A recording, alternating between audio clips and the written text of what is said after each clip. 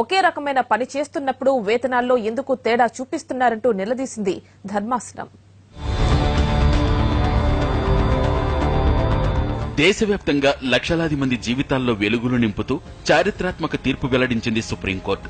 Contract వర్కర్లు, తాత్కాలిక ఉద్యోగుల పేరుతో చెల్లించే జీతంలో తేడా ఉండటాన్ని న్యాయస్థానం తప్పుపట్టింది.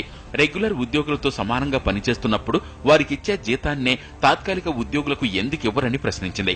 ప్రభుత్వ, ప్రైవేట్ సంస్థ ఏదైనా సరే తాత్కాలిక ఉద్యోగులు కూడా రెగ్యులర్ ఉద్యోగులతో సమానంగా పనిచేస్తున్నప్పుడు అందరికీ సమాన వేతనాలివ్వాలంటూ తీర్పు వెల్లడించింది.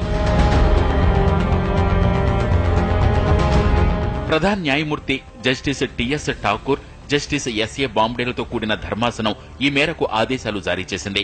ఉద్యోగి శాశ్వతమా, తాత్కాలికమా అన్న తేడా లేకుండా శ్రమ ఫలితాలను సమానంగా ఇవ్వాలని ఆదేశించింది. ఒక వ్యక్తి ఇతరులకు సమానంగా అదే పని చేస్తున్నప్పుడు, బాధ్యతలను సమానంగా నిర్వర్తిస్తున్నప్పుడు తక్కువ జీతం ఇవ్వడం దేశ సంక్షేమానికి మంచిది కాదని వ్యాఖ్యానించింది ధర్మాసనం. ఇలా వ్యత్యాసం చూపడాన్ని అమానవీయ చర్యగా పేర్కొంది సుప్రీంకోర్టు. రెగ్యులర్ ఎంప్లాయీస్ తో సమానంగా తమకు కూడా జీతాలు ఇప్పించాలంటూ పంజాబ్ ప్రభుత్వంలో పనిచేస్తున్న తాత్కాలిక ఉద్యోగులు దాఖలు చేసిన పిటిషన్లను విచారించిన న్యాయస్థానం ఈ మేరకు చారిత్రాత్మక తీర్పు వెల్లడించింది.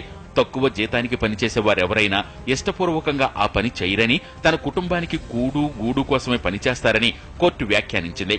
ఆ మాత్రం జీతం కూడా రాకపోతే కుటుంబం ఇబ్బందుల పాలవుతుందని, అందుకే ఆత్మాభిమానాన్ని కూడా పణంగా పెట్టి పనిచేస్తారని తీర్పు కాపీలో ప్రస్తావించింది న్యాయస్థానం.